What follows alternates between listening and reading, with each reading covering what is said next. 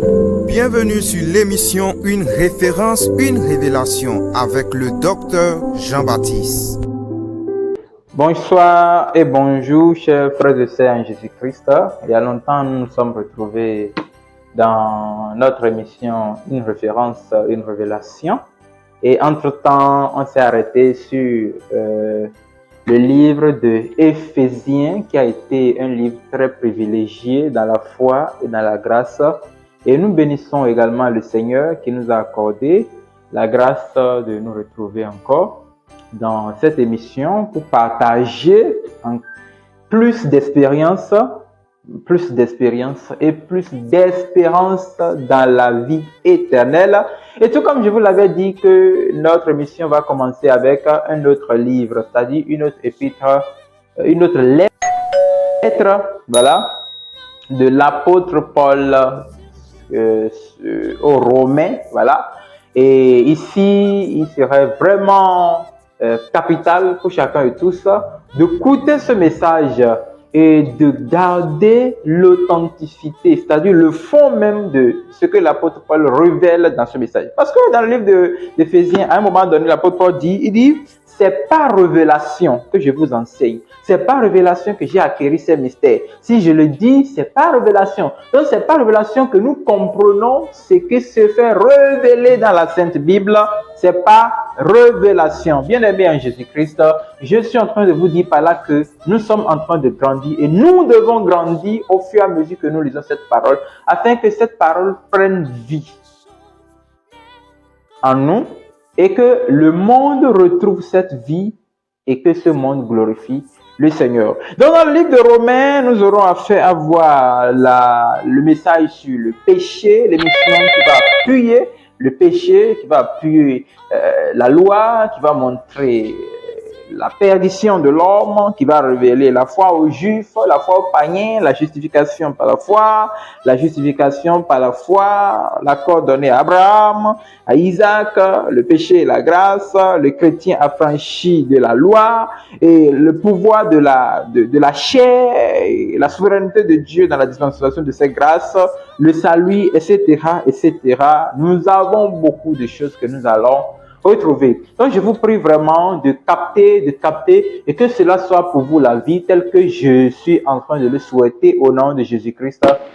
Amen.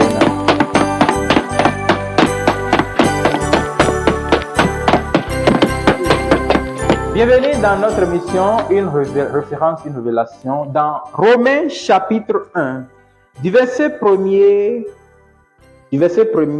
au verset 10. Paul, serviteur de Jésus-Christ, appelé à être apôtre. Alléluia. Paul est un serviteur. Il n'est pas un chef pour l'Église. Il n'est pas un chef pour Christ. Paul ne s'est pas nommé chef. L'apôtre Paul est serviteur, c'est-à-dire il est appelé à servir. Frère, ne vous appelez plus, oh moi je suis ceci, je suis cela. Non, nous sommes appelés à servir. Mais à servir dans quel domaine l'apôtre Paul est appelé à servir? À être appelé à être apôtre. Moi, je suis appelé à être docteur. L'autre est appelé à être évangéliste. Il n'est pas un évangéliste. Il est appelé à être. Il n'est pas un prophète. Il est appelé à être. Ça veut dire que nous ne le tuons pas. Nous sommes appelés à être. Je suis appelé, l'apôtre Paul, serviteur de Christ Jésus, appelé à être apôtre, mis à part. Vraiment, je vous ai dit non. Ouais, non. Quand Dieu vous appelle pour un ministère, il vous met à part. Je suis mis à part. L'apôtre Paul est mis à part. Nous sommes mis à part pour annoncer l'évangile de Dieu. Oui, on peut être apôtre et ne pas être mis à part.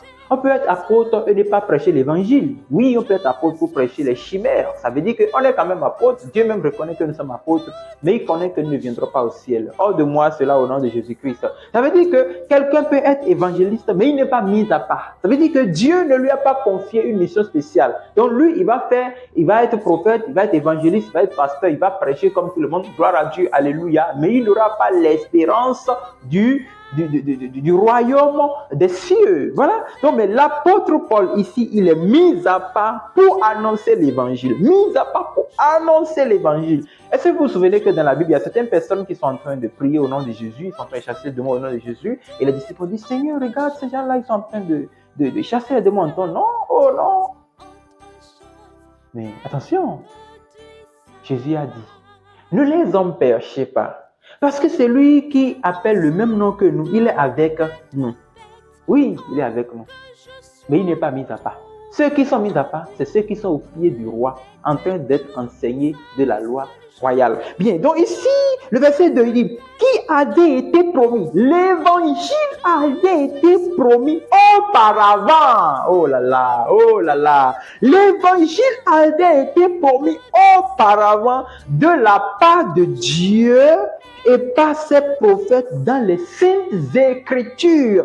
Dans les saintes écritures, en Genèse, en Exode, en Nombre, en Deutéronome, en Lévitique, en Josué, en Roi, premier roi, deuxième roi, juge, dans les chroniques, dans le livre de Samuel, dans tous ces livres-là, l'évangile avait été promis qu'il y a un monsieur qui viendra, il y a un frère qui viendra du milieu de vous, il sera mort. C'était l'évangile promis. Ça veut dire que Dieu voyait l'état de l'homme depuis ce moment et il avait fait promesse de libérer l'homme et que l'homme soit un jour affranchi du péché. L'évangile avait été promis dans la Sainte Écriture, le verset 3, et qui concerne son fils. Cet évangile avec quelqu'un qu'on appelle le Fils. Ce qui énerve le diable, le Fils. Il n'aime pas entendre ça, le Fils. Quand le diable entend ça, il voit que ça c'est l'évangile. C'est quoi l'évangile? L'évangile c'est Christ. L'évangile c'est Christ.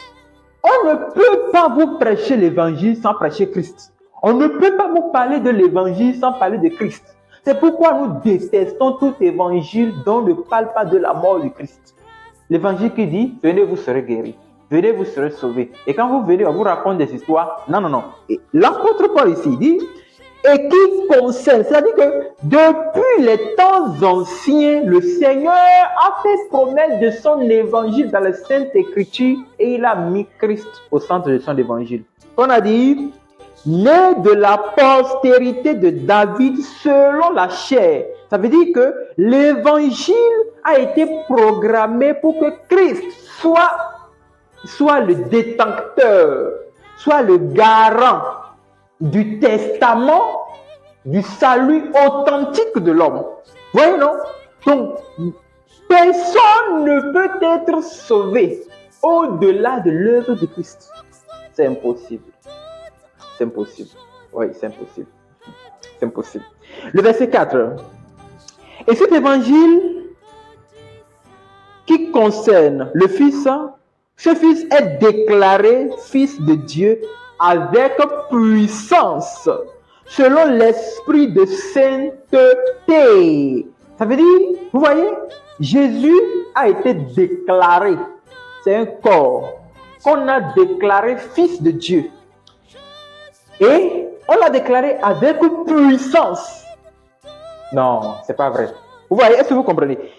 Christ est devenu Fils de Dieu puissamment, ayant en lui l'esprit de la sainteté. Par sa résurrection d'entre les morts, Jésus-Christ est notre Seigneur. Si ça vous rend content seulement, dites seulement, Jésus-Christ est notre Seigneur.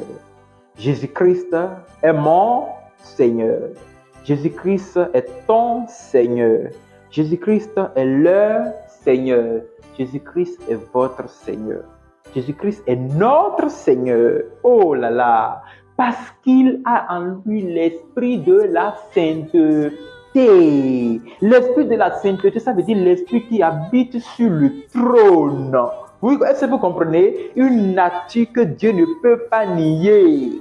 La plus grande des natures de Dieu, c'est la sainteté. Il est saint dans la sainteté et il demeure saint. La sainteté existe pour lui, par lui et en lui. Et donc, Christ, oh là là, la Bible dit selon l'esprit de sainteté. Le verset 5, non, je continue. Oui, le verset 5 dit, par qui nous avons reçu la grâce et l'apostolat. Si nous prêchons aujourd'hui en tant qu'apôtre, si je prêche en tant qu'apôtre, je ne prêche pas venant de moi-même. Je suis mis à part par l'esprit de sainteté qui habite en Christ. C'est lui qui m'a donné la grâce de devenir apôtre. C'est lui qui m'a donné la grâce de devenir pasteur. C'est lui qui m'a donné la grâce de devenir docteur. C'est lui qui m'a donné la grâce de devenir prophète. C'est lui qui m'a donné la grâce de devenir évangéliste. C'est pourquoi je ne peux pas prêcher un message sans parler de la sainteté si je ne fais pas cela. Si un jour, le jour que je nie la sainteté, je nie le message de la sainteté, ce jour-là, je ne suis plus mis à part. Je ne suis plus mis à part. Hommes frères, nous devons vous dire la vérité.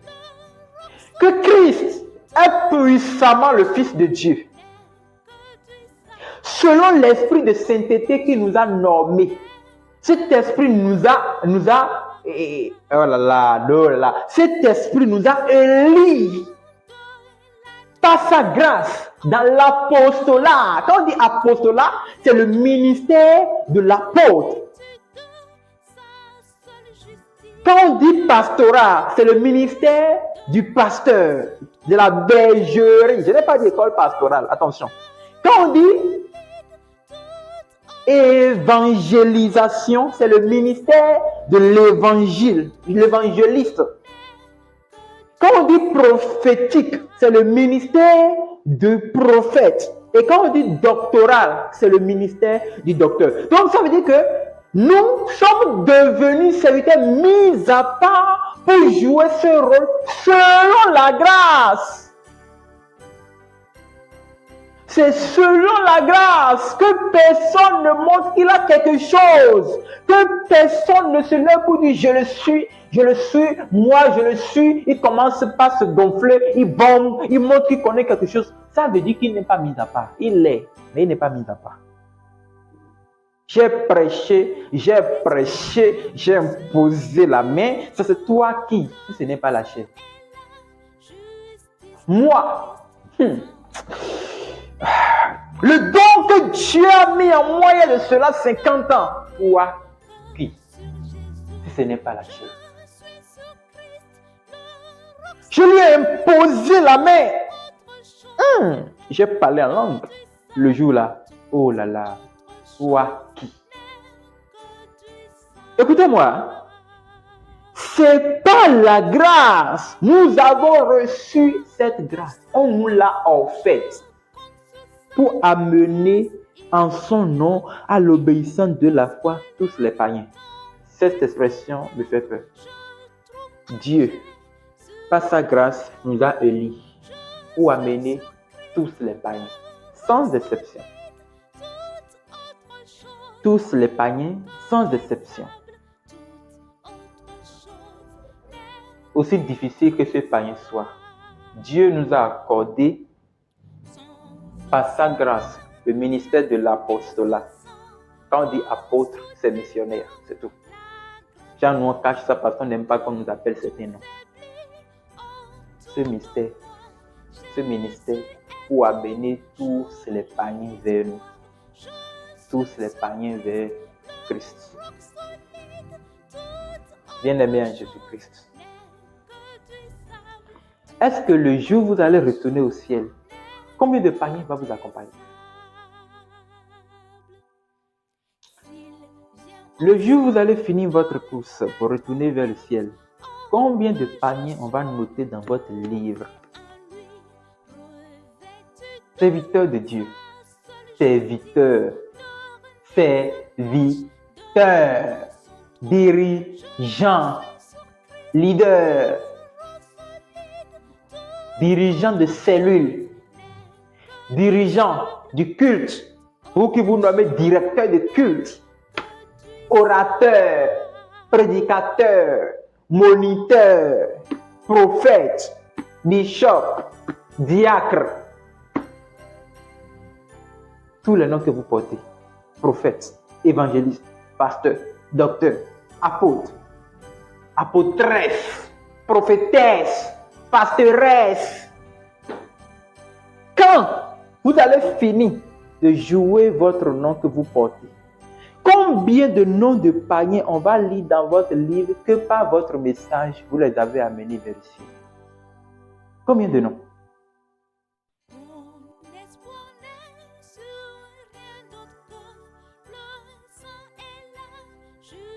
Parce que si vous aviez reçu le ministère pour sauver, pourquoi vous ne le sauvez pas?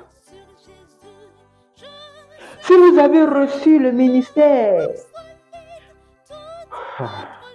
pour gagner des âmes, pourquoi vous ne gagnez pas des âmes? Pourquoi? Priez pour que quelqu'un n'ait pas gagné son âme. Non. Et lui imposer la main pour lui prier n'est pas gagner son âme. Lui donner de l'argent à manger n'est pas gagner son âme. Aller le visiter à l'hôpital n'est pas gagner son âme. Non. Gagner son âme, c'est lui dire la vérité qui est amère. Cette vérité qu'il refuse d'écouter depuis des temps. C'est ça, gagner son âme. Vous savez, ça fait mal. Ça fait très mal. Oui, ça fait très mal que l'église, le corps du Christ se trouve ce carrefour. Ce carrefour. Et parmi lesquels vous êtes, les païens au milieu desquels nous sommes, vous qui avez été appelés à Christ, nous sommes au milieu d'eux. Vous êtes au milieu d'eux. Pasteur, prophète, tu vas me dire que toi, là, tu ne manges pas avec les païens chaque jour. Vous allez me dire que vous ne travaillez pas avec eux dans la société. Combien de fois, laissez les évangélisations que nous faisons sur les routes, nous crions là, mettons ça à part. Combien de fois vous aviez décidé d'attaquer une âme pour dire, toi là, je vais t'amener au ciel forcément? Combien de fois? Non, combien de fois? Nous devons beaucoup de comptes à Dieu. Nous lui devons beaucoup de comptes. Vous savez, ils ont le verset 7. À tous ceux qui à Rome, il y a un pays qu'on appelle Rome, pays de la dépravation des mœurs, pays de l'abomination, pays où on autorise l'homosexualité, pays dans lequel c'est lui qui juge que l'homosexualité est bien, qui a approuvé, et on a déclaré ça dans le monde entier. Rome, le centre de l'abomination, là où se trouve Vatican. Rome, écoutez, le verset dit, à tous ceux qui à Rome. L'apôtre Paul, il connaissait la Rome. Il connaissait que les Romains sont les pays les plus sales. Ils sont les humains les plus sales sur la terre. Et les Romains sont des gens que, eux, quand Dieu dit non de quelque chose, eux, ils disent oui. Le port des pantalons des femmes, c'est les Romains qui ont encouragé ça dans les cultes romains. Hein? S'il y a quelque chose que la Bible refuse, c'est les Romains qui ont conduit ça. Voilà pourquoi les doctrines conduisent le monde entier aujourd'hui. Bien aimé. Vous n'avez pas compris, hein? L'apôtre dit que Dieu nous a élus en tant qu'apôtres pour ramener tous les païens avec nous au ciel et à tous ceux qui sont à Rome. Rome! Le sang de la sorcellerie, la magie, Rome.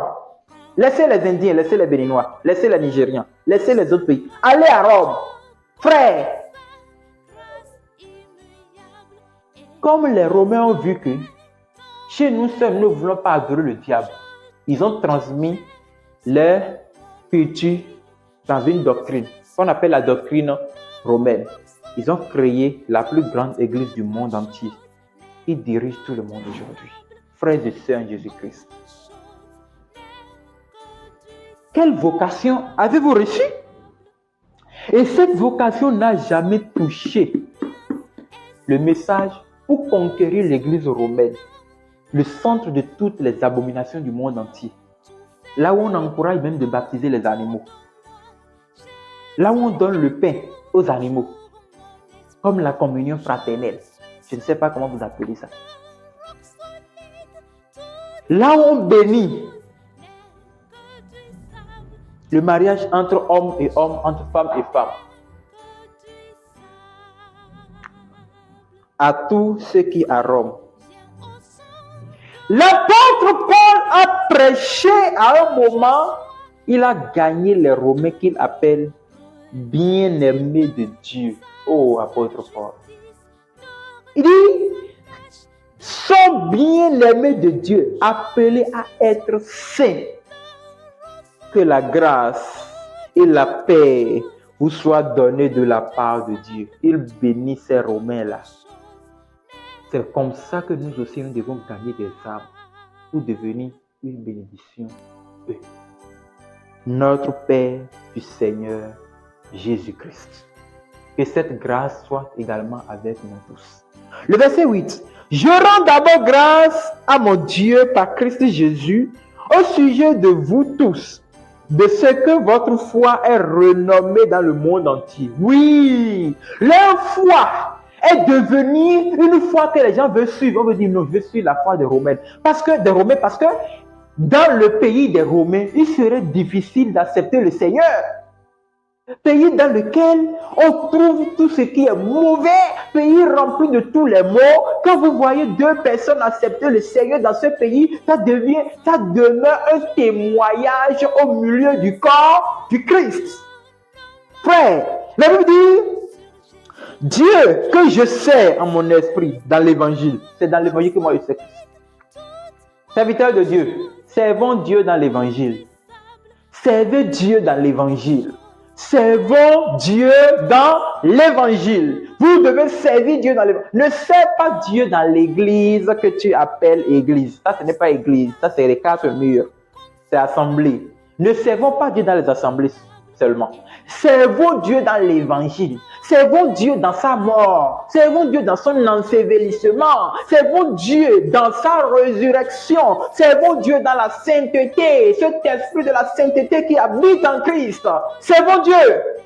Pourquoi vous ne voulez pas servir Dieu comme ça? Vous voulez servir Dieu dans la doctrine des hommes. Où on dit, si tu es dans cet état, ne viens pas ici. Quand vous chassez les gens, quand est-ce que ces gens-là peuvent connaître la vérité? Comme toi, tu es ceci, ne viens pas chez nous, parce que ici, c'est saint. Cette terre-là est une terre malsainte, maudite par Dieu lui-même. Et ne sera jamais saint. C'est pourquoi Christ viendra nous prendre et il y aura une nouvelle terre où seule la justice régnera. Cette terre est une terre maudite par Dieu. Il n'y a rien de saint ici. Si c'était saint, Jésus ne reviendra pas. Servons Dieu dans l'évangile. J'aime bien cette partie. Je sais en mon esprit dans l'évangile de son Fils, mes témoins que je fais sans cesse mention de vous. L'apôtre Paul fait mention des Romains qui ont accepté le Seigneur parce qu'ils ont rendu son cœur joyeux. Et le verset dit, demandant continuellement dans mes prières d'avoir enfin par sa volonté le bonheur d'aller vers vous. Frères et sœurs en Jésus-Christ, je ne veux en aucun cas vous séduire. Et je ne veux en aucun cas vous tromper. Cette vérité que vous lisez, elle est vraie. Christ disait, vous êtes heureux si vous connaissez ces choses, pourvu que vous les observez. Je prie que le Seigneur vous accorde la grâce de comprendre encore cette parole au nom de Jésus-Christ. Que cette émission demeure pour vous un canal de comprendre plus profond l'objectif du Christ au nom de Jésus-Christ. Merci beaucoup. Que le Seigneur vous bénisse. Amen.